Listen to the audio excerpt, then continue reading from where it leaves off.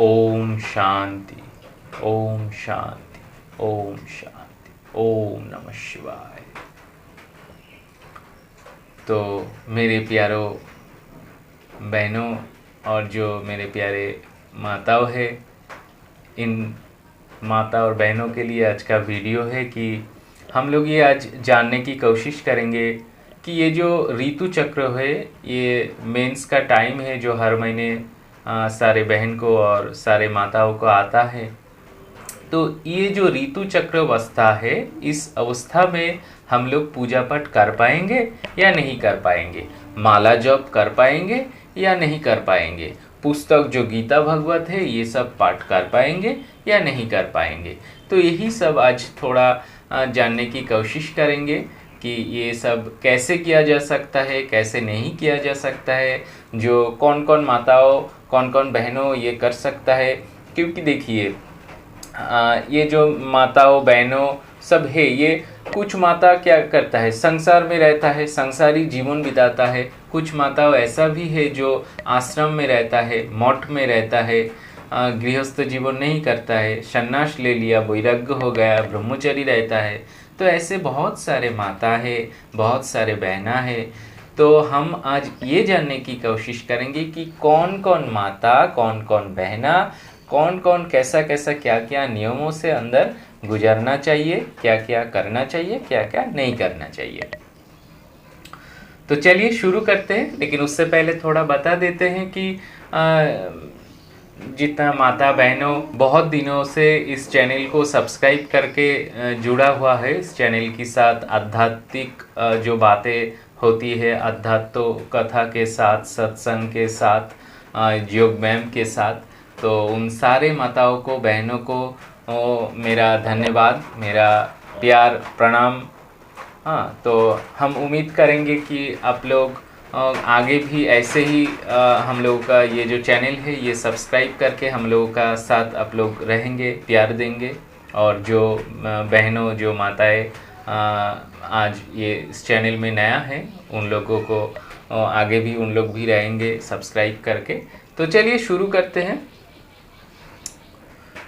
तो सबसे पहले पहला पॉइंट जो है हम बताएंगे कि देखिए, ये हम लोगों को एक अच्छी तरफ से समझ लेना है कि जो वैराग्य ले लिया, जो सन्यास ले लिया या फिर ब्रह्मचर्यनी रहता है, सिर्फ उन्हीं माताओं को और बहनों को शास्त्रों में आज्ञा दिया गया है कि जो माता बहनों गृहस्थ जीवन त्याग कर दिया, ब्रह्मचर्य रहता है, वैराग्य ले लिया, सन्यास ले लिया, वही माता बहनों शारीरिक और मानसिक दोनों तरीकों से भगवान का नाम, कीर्तन, जप, पूजा पाठ, भोग सब कुछ कर सकता है।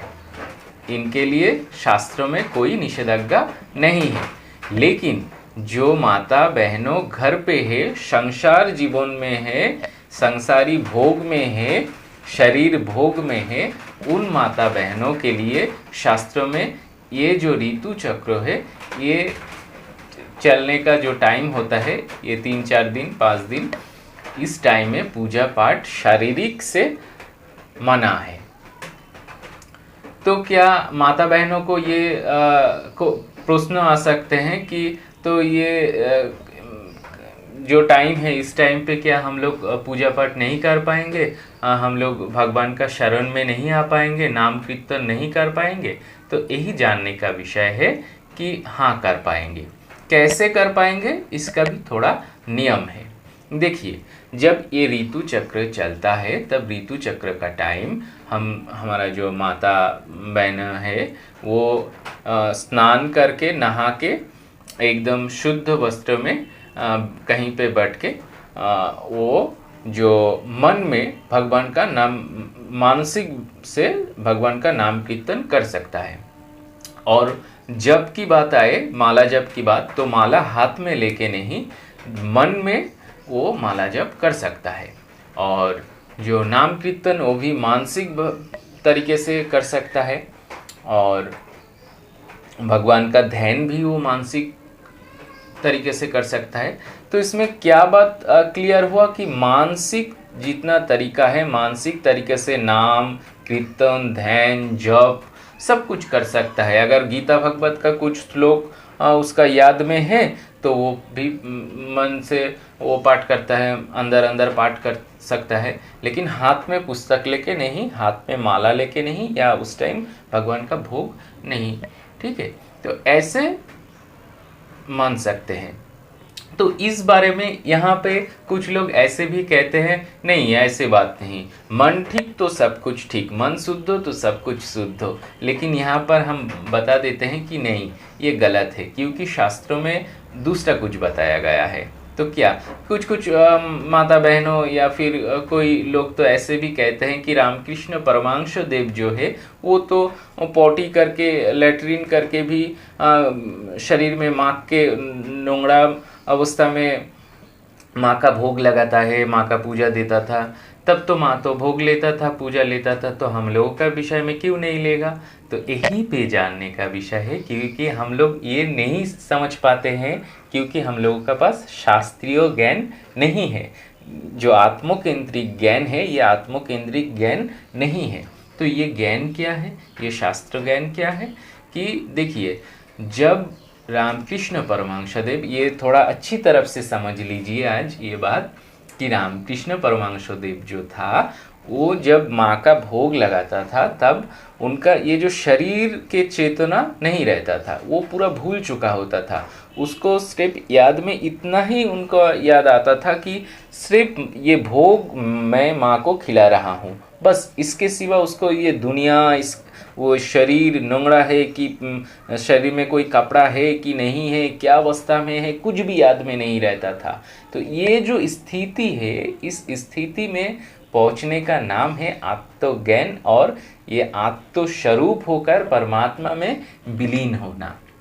जिस स्थिति में, जिस अवस्था में जो शरीर का कोई ज्ञान नहीं रहता कि शरीर में कपड़ा है कि नहीं है, शरीर में नोंगड़ा बुरा कुछ चीज़ है कि नहीं है, किस अवस्था में है, कुछ भी याद नहीं रहता है।